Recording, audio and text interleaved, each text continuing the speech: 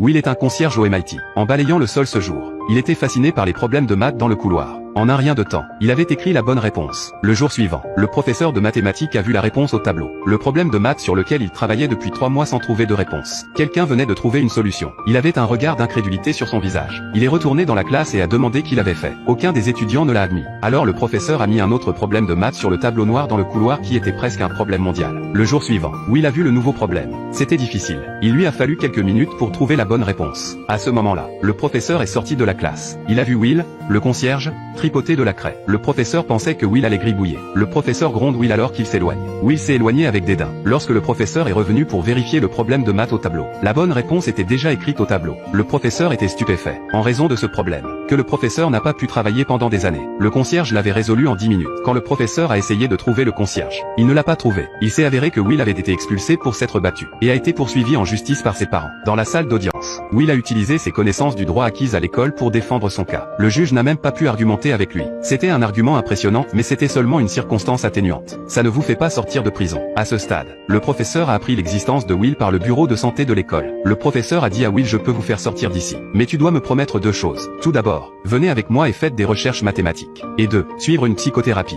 Il s'avère que Will a été abandonné par ses parents lorsqu'il était enfant. Donc il n'a pas d'amour pour le monde. Alors, Will se sent vraiment seul à l'intérieur. Faible estime de soi. Vulnérable. Will voulait sortir. Il a donc accepté que le professeur. Et puis, Will passait ses journées à résoudre des problèmes mathématiques pour le professeur. Et sa valeur était vraiment évidente. Mais qu'est-il arrivé à Will ensuite? Le professeur s'est retrouvé à se gratter la tête. Ce jeune homme est incroyable. Le psychiatre l'a aidé avec ses problèmes psychologiques. Il a fini par donner au psychiatre une pause psychotique.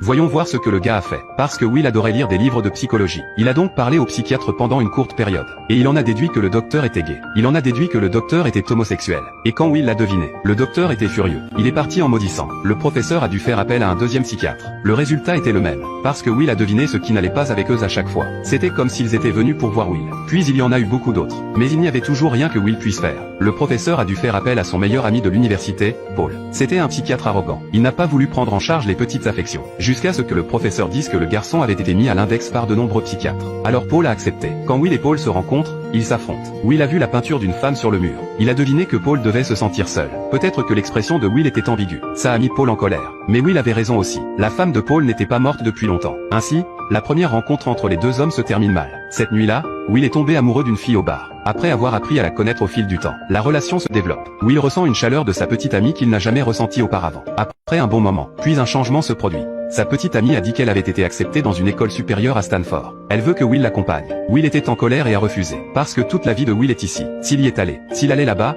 il aurait du mal à survivre. Si c'était le cas, cela signifierait qu'il faudrait les séparer. Parce que Will avait été abandonné par ses parents quand il était enfant. Will était très sensible à ces choses. La nuit a été très douloureuse pour eux deux. Ensuite, sa petite amie est allée à Stanford de toute façon. Et Will a choisi d'aller sur le chantier avec son meilleur ami. Le professeur ne voulait pas voir Will tomber comme ça. Il a donc organisé de nombreux entretiens pour lui. Mais Will ne l'a jamais pris au sérieux. Lorsqu'il s'impatiente, il demande à un ami de se faire passer pour lui pour une interview. De plus en plus d'entretiens ont eu lieu. Will se mettait un peu en colère. Il n'aimait pas le désordre dans lequel était sa vie. Il n'avait pas envie d'être un génie des maths en ce moment. Il voulait juste suivre son cœur. Le professeur a regardé la solution brûlée. Il souffrait aussi. Pourquoi un bon génie des mathématiques se rendrait-il ainsi? Si vous ne pouvez pas l'avoir, pourquoi laisser un tel génie des mathématiques se tourmenter? Le cœur du professeur était en larmes. Will est ensuite retourné travailler sur le site et a continué à déplacer des briques. À ce moment-là, l'ami de Will a pris la parole. Il a prévenu Will: si vous travaillez toujours sur le site dans 3 ans, je vais vous tuer. Parce que vous ne savez pas comment l'apprécier. Vous êtes comme si vous aviez gagné un ticket de loterie de 10 millions de dollars. Mais tu ne l'encaisses pas parce que tu es faible et lâche. Ce que tu as maintenant, c'est ce que je n'aurais jamais pu avoir si j'avais essayé.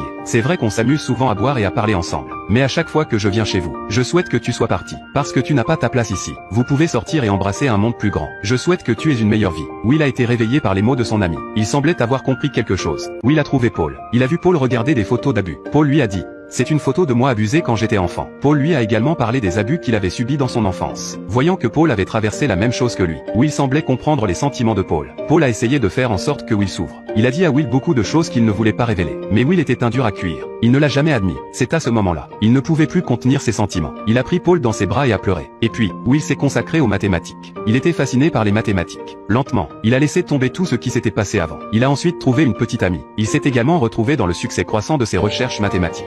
On dit que les grands sont dans le peuple. Un concierge peut être un génie des mathématiques. Laisse le monde voir ta lumière briller de tous ses